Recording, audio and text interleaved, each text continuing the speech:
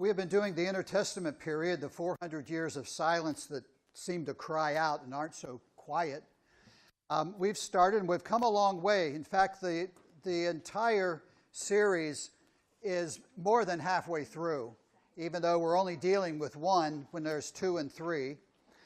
We have looked at we've rolled into that time zone of the 400 years by looking at the Babylonians. And God used the Babylonians to get Israel's attention.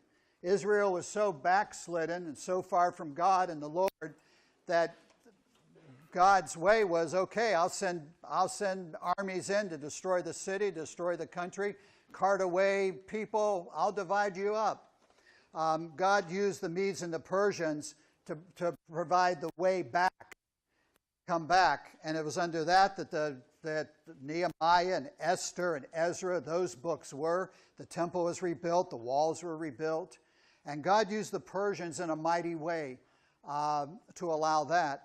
As we looked and we finished with the Greeks last week, we see that the Greeks, God used the Greeks to unify, that make Greek the common language. They got the Septuagint underway to interpret the Old Testament and put it into Greek. They just, everything was just lining up that for Jesus to show up and the people to go out from Pentecost and go into the world and to preach the gospel. It was just incredible. During the Greek Empire, the Romans are on the rise. And part of their rising coincides and just overlaps with what goes on with the Greeks and with the language that they're building the roads. They're starting, of course, in Rome and in Italy, would be our Italy now, and they're starting to expand and make roads. They would use them to get their war machines and their armies quickly into brand new areas, but yet at the same time, the merchants could use them to speed up and for commerce and to make more money and to have a thriving economy. So all of this is being set up that someday with the Roman roads, Paul wouldn't be walking over mountains, he'd be walking on roads from one city to another, sharing the gospel of Jesus Christ. So it was God at work during this time. It was for no other reason than just what I tell you. It is incredible, it is miraculous, and yet we looked at some little fun things, interesting things along the way. We've seen some real big things. Last week, Joe asked me a question, the ark, and I told you, don't be surprised if I come back and tell you I don't know. I don't know. Okay, how's that? However, that he sent me, and who you've been emailing back and forth with? Okay. Oh, not him again. Okay. All right. No, I was reading the emails and some of the stuff that you guys came up with. It was very interesting. That's why I wanted to offer you. I'm probably going to hang myself. Would you like me to do a series on stuff like that? That's where is, what happens if, da-da-da. If I do that, you're going to have to submit you're going to have to write it down and give me the gist of it here, because I'm at ground zero with that stuff, and you'll make me scramble, but I can put another series in and then go to that. And so I'd love to come back and do what these guys have come up with and some other things that I came up with the ark, and I sort of I went home and did a timeline on it. Based on some of their stuff, and then I added other things that they don't know anything yet. 3 things that they don't know. So that makes me much better than them, doesn't it? Yeah, right. Okay. So, hey, do you know what? I get excited when you get excited about things of God and get in discussions. And I think out of just what these 2 guys were doing, I thought, amen, this is exciting to see God's people at work doing this and over here and sharing what God's doing in their lives. And amen for that. That's super. Okay, enough of that. Roman trivia. You have no notes on this. This is what I give you for free. This is not in my salary. Why do you laugh? I get paid wonderfully. Look what that food is over on that table and what I get. Money cannot buy that, nor can money buy you. And it is a joy to be and to share with you. And I probably get paid the most in the church. And it never comes in money. And I just thank the Lord for you guys and the opportunity to share God's word. This is free. Okay, this gets sort of as a run-in into the Romans, let you know a few things about them.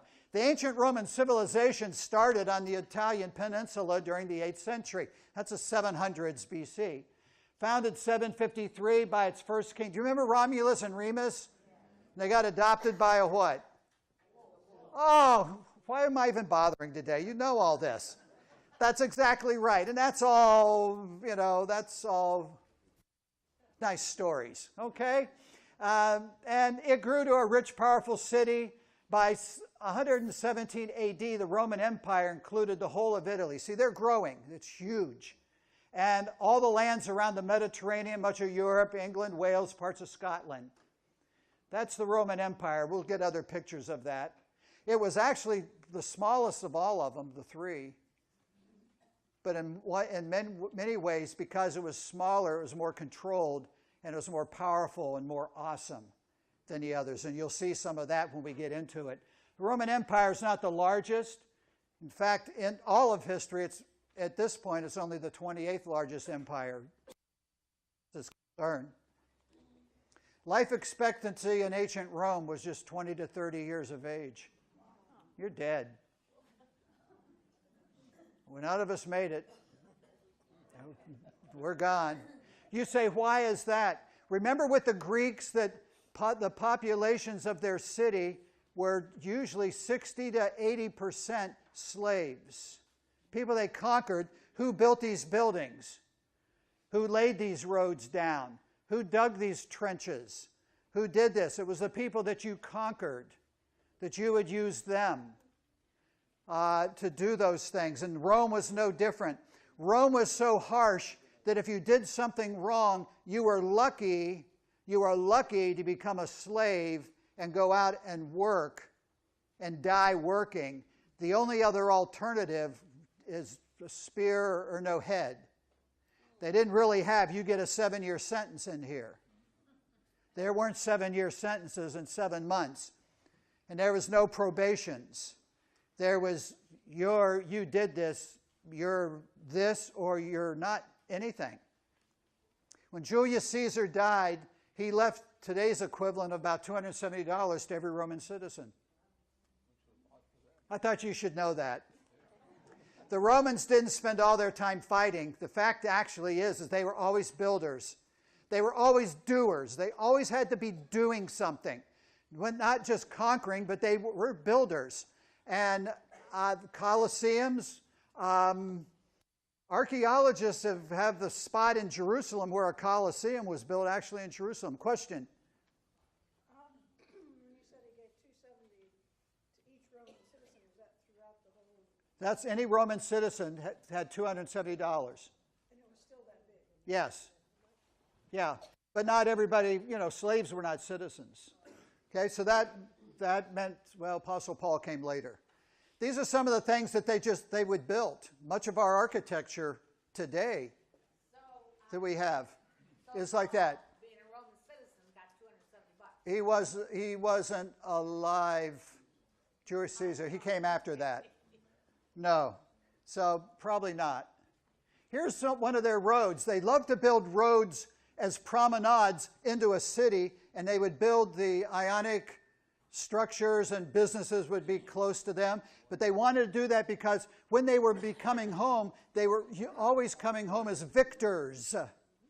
They were always coming home as winners and champions. And they wanted to parade that, and they wanted to be regal, and they wanted to show it off. And they just had a big parade is what they'd do. And people that they'd conquered and the slaves that they have would be brought in, chained to their chariots. And brought into the city to say, look who we have. And they usually they're politicians that were conquered. And the generals that they beat. And so when you see architecture, here once again is another one. Look how straight. Here's the Roman road. This is the interstate network Rome built.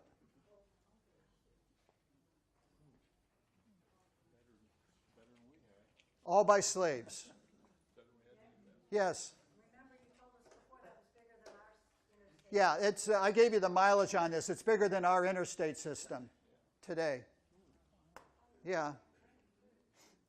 Look at some of the stuff they built. We're back to trivia. There's a surviving fantasy novel written in the 2nd century AD in Roman Syria that features explorers flying to the moon, the first encounter with aliens, the interplanetary war between imperialistic celestial kingdoms, and the discovery of a continent across the ocean. So that's their science fiction. That showed up in an archaeological dig. Okay, the sewer goddess Cloacina was borrowed from Etruscan mythology and was seen as the protectress of the Cloaca Maxima, Rome's sewage system. They had a goddess over the sewage system. Do you remember I told you the Greeks had gods to everything? Okay, and the Romans just adopted them. Just adopted them. Gods and goddesses and everything. Ladies, how would you like to have been the goddess of the sewers? You say, wouldn't much better. I have toilet detail at home anyway. I clean the toilets at home. Oh, and there she is. Tunics, 2 pieces of woolen fabric sewn together at the sides and shoulders with openings in the head and arms were the most common clothes. Romans also wore togas. And here's a page on what they have. Okay, do you see the soldier on the right, number 3 from the left? Yeah. Everything from him, the next 2 guys to the right, what do they have on? Those are not togas, those are the tunics. Do you see even the soldier had like a tunic to have some freedom. He had to have his legs free to run. You throw on a toga, you couldn't. So the fashionable wear to the left were the togas. The togas were more used for the wealthy. Yeah.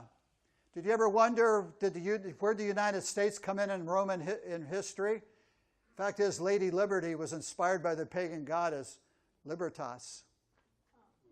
Looks like our dime a little bit, doesn't it? Think about that. That's pretty cool. Trajan's Market was a Roman mall. It's a large complex in the ruins of the city of Rome, located opposite the Colosseum. You can see it today. The arcades in Trajan's Market are now believed to be administrative offices. Shops, apartments were built in multi-level structures, and it's still possible to see them. So you could rent the upper levels, and Romans did rent. You could rent, you could buy, and you could rent. In ancient Rome, Julius Caesar was pronounced Julius Caesar. Okay, say Julius with me. Julius, okay, Caesar. Caesar. Say the whole thing. Julius Caesar. Welcome to Roman citizenship. You got it. The Roman Emperor Antonius Pius had the most peaceful reign of any ruler. There's no record of any kind of conflict with him. Rome was living in peace. Caligula was the worst one of them all. He was told before he was emperor he had no chance of becoming emperor than riding a horse across the Bay of Baiae. He then went out and built a 2-mile temporary floating bridge, walked his horse across it, and became emperor. When the Romans returned from France and Germany with blonde slaves, some Roman women tried copying the look, dyeing their hair blonde, and it all fell out. Evidently, what they used for dye just didn't work, right? So they took the women, the blonde-haired ladies, you know where they're from. Think about the nations now today, where the blonde-haired people are. They cut their hair and made wigs out of them so they could be blondes. So are you saying you went to Scandinavia? Romans did up in that area. Okay. Yeah, and there's other people that, births brought them closer to the Germanys in that area. Yeah.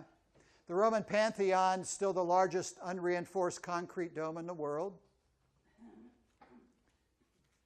In the Roman Empire, if people wanted to commit suicide, they applied to the Senate. If their petition was approved, they were given free hemlock. How exciting. A Roman soldier was trained often by regularly marching 18 miles in 5 hours, then speed marching for 21 miles in 5 hours in a single day, all the while carrying a backpack of 45 pounds and armor of 20. Do you think they were in good shape to fight? No wonder they were so scary. No wonder they were so powerful. The word cereal comes from the Roman goddess Ceres. She was the goddess of the grains. So next time you say pass the cereal, you might as well just short it up and say pass the Ceres. Or at least you know you're not worshiping the goddess by eating cereal. I have to tell you that because I love cereal. Romans used to call Christians atheists because they didn't pay tribute to their gods. Cincinnaticus is named after this. He was twice given. He had the votes. He had overwhelming votes in the Senate. We want you to be the next. He turned it down twice. He just didn't want bothered with it. He just wanted to be he was. The yin and yang symbol actually is Roman design from the Roman army, way before it came from China and Japan. Do you see it? Did you find it on there? There it is, right there. These were their armor insignias, like infantry and things like today. Apartment buildings were built 9 stories high. The expensive ones in the lower levels had running water, laboratories, and had heating. So you know how to use the solar heat. We thought they were stupid back then. They weren't. Interesting, isn't it? All that they had. Story, I'll tell you how powerful the Romans are, and then we'll get underway, and we'll finish this next week and get into the books probably. I won't finish the Romans today. Carol mentioned something, and I went looking for it, and I couldn't find it, and I kept digging. But to show you the power of the Romans, late in 4 BC, and that's a guess date, we're close, Christ had already been born.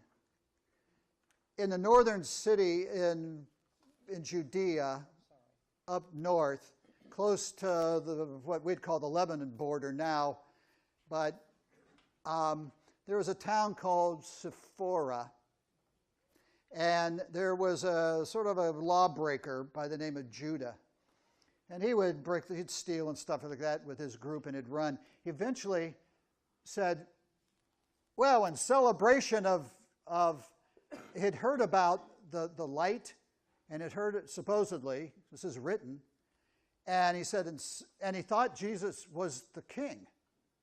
He already bought into what was real truth.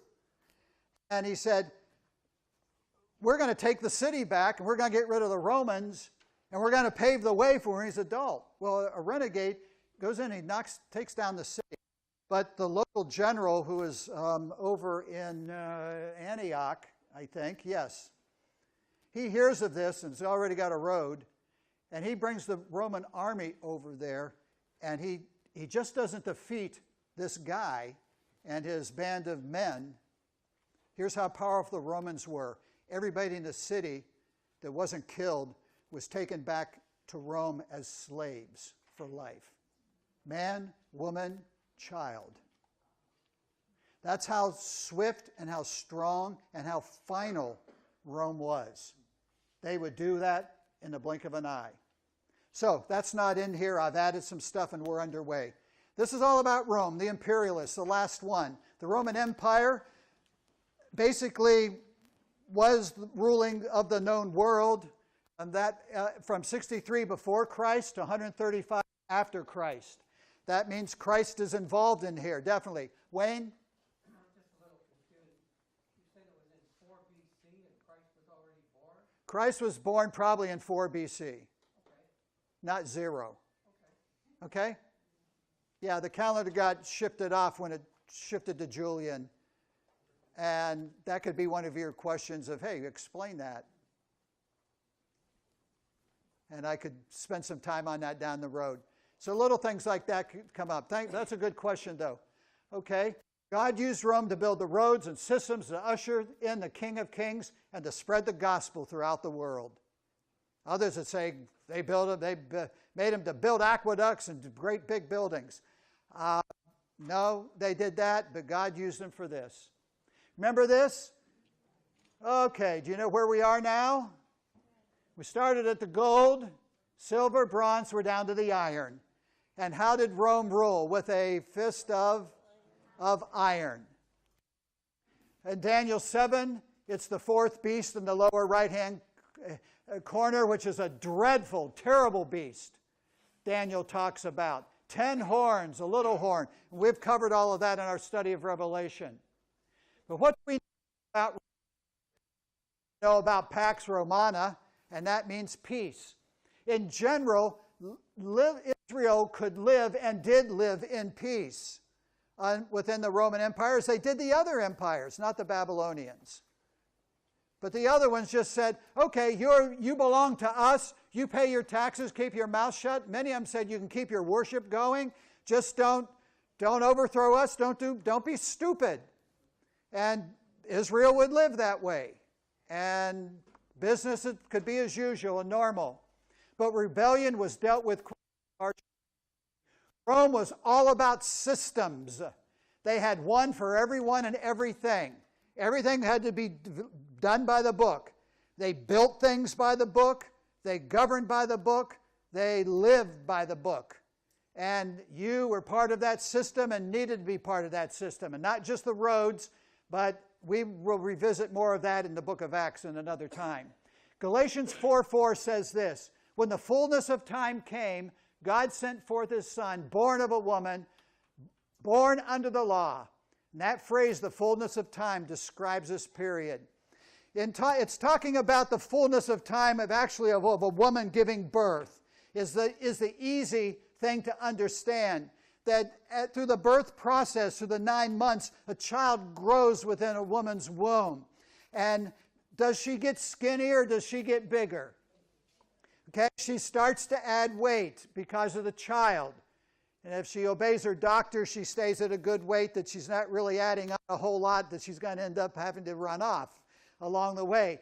But the process is mandated by one thing. That child's got to grow for 9 months approximately within that mother. And the fullness of time comes. It's just like, I remember Carol says, I feel like I'm going to burst. And she says, I'm ready. I'll call the doctor and see if the doctor will induce this, and let's get this done, and let's have our child and everything. And there's that anticipation and that readiness and that pain, but we're ready to go and fabulous. Okay? He said when the fullness of time comes, that was the physical application that I just shared with you. But it was all of the earth, all of creation at that time, the angels, everything was just reaching. They said, we have seen God at work for the promise of the Messiah to come from the Garden of Eden. And we are waiting for this, and we're expecting, and we're ready to explode, and we're waiting for the Savior.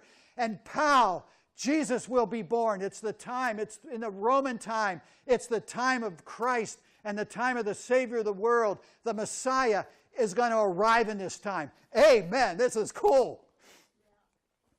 Okay, Pompey, 63 to 48 BC, a 15-year reign. He allowed the Hasmonean leaders to rule under Rome in Israel. Okay, quickly, if you weren't here last week and have followed, go back to the Greek culture. You had a family called the Hasmon clan, big clan, and so the Hasmoneans are these descendants, and there's a lot of them. Part of that clan was who? The Maccabees, that's right. Mattathias Maccabees, the dad, and the 5 boys. Down along to about boy 4, they were great. They were sincere in their motives for the Lord and what they were doing. 4 sold out. 4, remember, he bought the priesthood. He bought the title. He's king of Judah. And all of a sudden now, we've left the priesthood being correct, temple worship being incorrect. Everything's been offset by this. And what happens is the Hasmoneans, as a family, after the 5 boys are gone, they pretty well take over and keep things going, but they have no idea of true worship of God. They've lost it. They're more interested in the power of keeping our title and keeping our religion that they had going than they did for standing for truth and right and standing for the Lord. And so, while under the Hasmonean leaders, they were okay. Rome says, no problem. Number 2.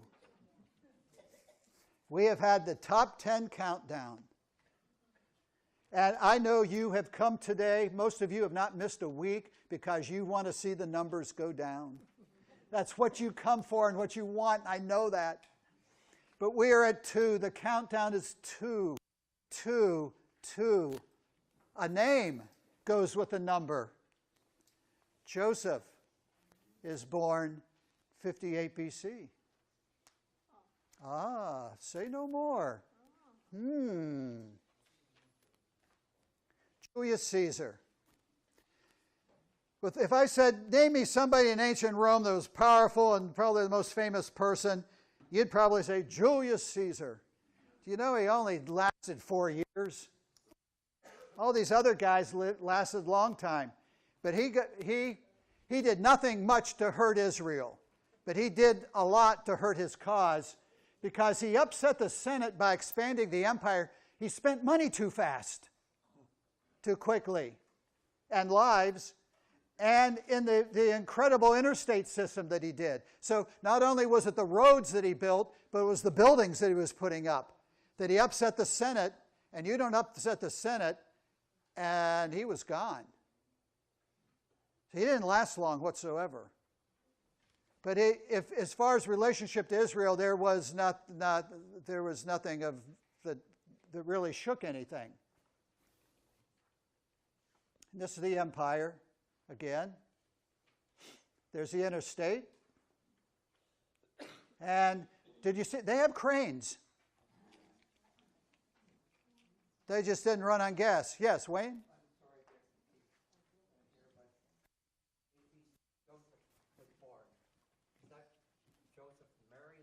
I didn't say that, did I?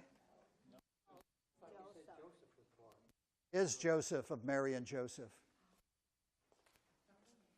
The men were much older than the women they married. Almost always. But see, Carol was the same age. That would never have happened in Israel.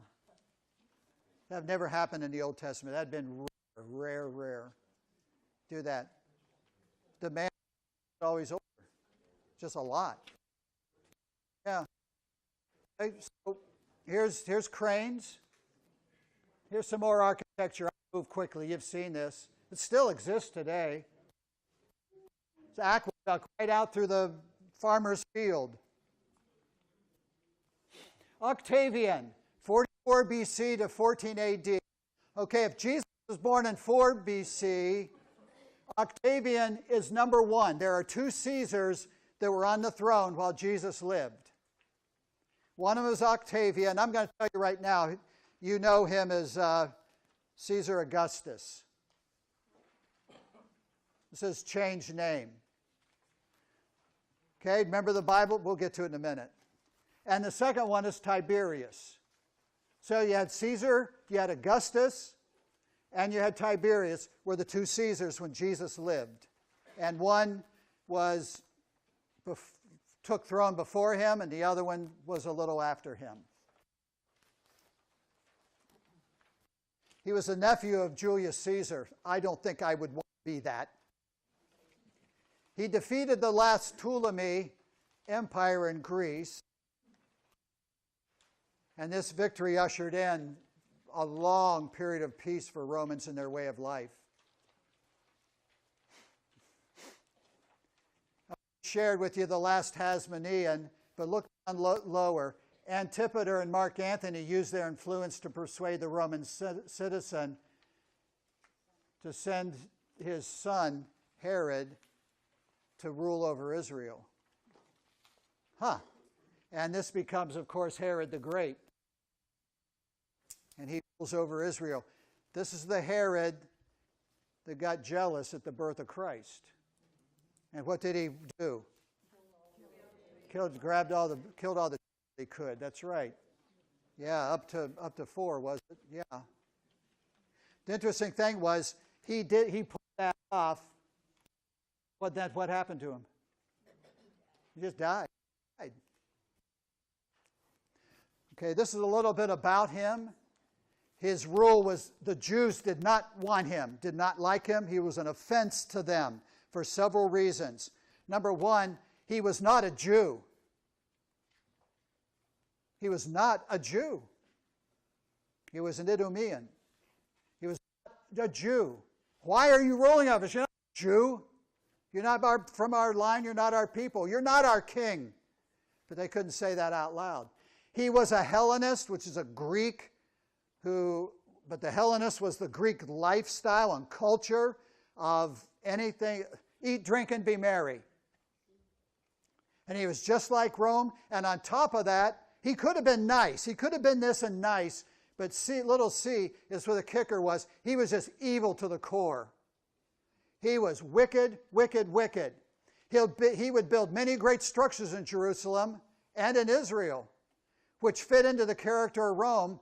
The temple had been in disarray and beat up a lot, and he did a rehab on it. It was called Herod's Temple. And so if you see pictures of it, if you go to Israel and you go to Holy Land Hotel, and they have this gigantic model out there, that's Herod's Temple, the one that looks pretty with the gold back on the top and everything. That's the time we're looking at. He rebuilt that and did a rehab on everything. Tried to please the Jews. But Herod built what is called the Herodium. Think how vain this man is. He found a big hill, and then he dug a hole down into it and built a palace down in there, and then army fortifications around the top. Why did he build this? It was a place to run if there was revolt. This man was always looking over his shoulder. He was so vile and mean, he was always looking over his shoulder. Who's going to kill me? Scared to death. Scared to death. He went south and he built Masada, not the whole mountain, but he climbed up. There was one path up to this thing. And slaves and his army drug stuff up there and dug this stuff up. And there was an army garrison stationed up there on the top. And do you see the tiers going down on the side of the mountain? That was his palace and his bath spas and saunas and things like that was there. If you ever watch the movie Masada, it's a 4-parter, stars Peter O'Toole. And I don't know who, he stars as the general, Flavius Silva. Eleazar, I forget who the star was. An excellent, excellent story on Masada. Fabulous, incredible. Built the temple and the walls, redo on them. He, even before he died, he made his own tomb. And it had to be elaborate. Herod never had the intention to bring glory to the God of Israel, but always to himself. He murdered his own wife, all of his children, and dozens of other friends around him at whims, only because he thought they had a knife hidden behind their back or a poison for his food or plotting his destruction and his death. He thought everybody wanted his throne. I don't recommend a lot of books to you, but if you ever get a chance, read James Michener's book. It's called The Source. It's really all about the Bible, period, and the time. When he comes to the chapter about Jesus, he names the chapter the King of the Jews, and Jesus is in there, but it's not about Jesus. It's about Herod. Incredible things that he's dug up and found in the research. Jesus fell into his hatred only simply because of Matthew 2 and what it said. That Christ was born. They wondered, and Herod hears about this, and the wise men come and let the cat out of the bag, not knowing what they were doing, and the angel told him to go back a different way. But Jesus, all of a sudden, Christ becomes, he's in Herod's eyes, kill, kill, kill. I'm the king. And yet somebody's saying, and the king of the Jews is born? I'm the only king.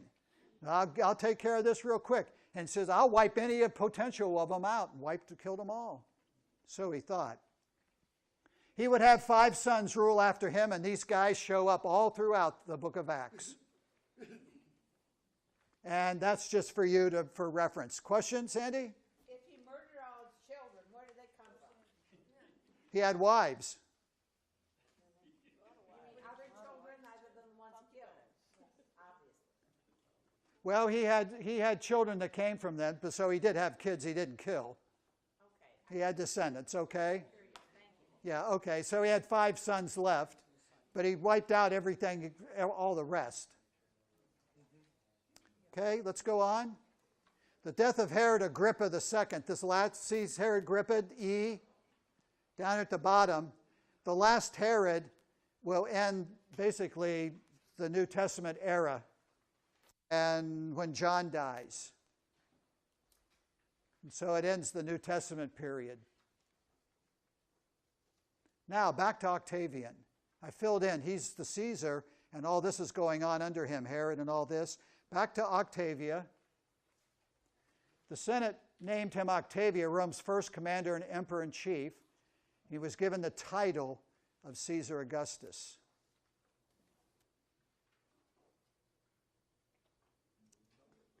Who's number 1?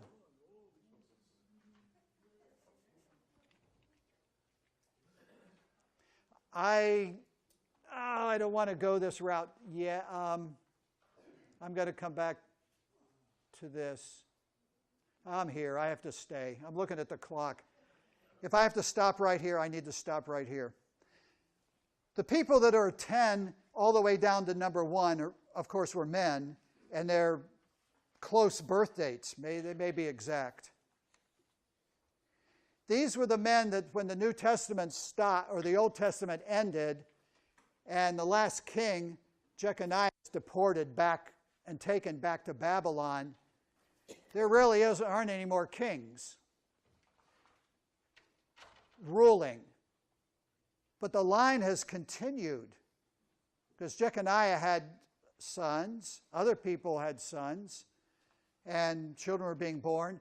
And I gave you the line, the biblical line out of Matthew, of Joseph's line. I did not give you Mary's. I gave you Joseph's line. Because every one of those men that you saw were actually God's first initial plan of bringing Messiah into the world. Those were Jesus' straight line back to David. That was a straight line back to David. Is what I gave you. And all of those men that were born had not Jeconiah messed up royally as king. And I'm going to do Jeconiah and show you a little bit. If I have to leave off at that, I will. And we'll pick it up from there. Jeconiah, during Jeremiah's life on the throne, last one to rule Israel before deportation, loses the kingdom, back to Babylon. God, he does some really weird, ungodly stuff. And so God says, all right, no more kings. None of your ancestors, none of your seed will ever rule Israel. And so those 10 men that I listed to you, they should have been king, whatever their name was. Right down the line. And it would have come to King Joseph, should have been king of Israel, had Israel obeyed. Joseph would have been king of Israel. And who would have been born? The Savior through his line. In this case, Joseph becomes just the earthly, father of son, and it gets diverted over to Mary of David's line. It just slides over, still David's blood, and the line continues, and that lineage is in Luke. And you can find Mary's line that brings Jesus into the world. Question? Wasn't there a woman Not, no, not in there. No. Good question. Okay, so I'm going to deal with Jeconiah next week is where I'm going to pick it up. And we're almost done. We'll be in the books. I'm almost finished. What I did is I added something. I added any reference to Rome, of Romans, in the Gospels in Jesus' lifetime. I added that, and we're just going to end with that. I'm not going into Acts with anything, but I gave you all the instances that Jesus dealt with Romans and how he dealt with them and what he did with them. And so we stop there. There's a little bit of these things. You can see this, and we're not going to, there's the curse and what happened. I'll do that very quickly. You don't have this, do you? No? Okay, I'll put something in for you for next week. I'll give you an addendum, okay? All right, I want to thank you. You guys, there's a business meeting when church is out over there. It's in here, from my understanding. So, God bless you, and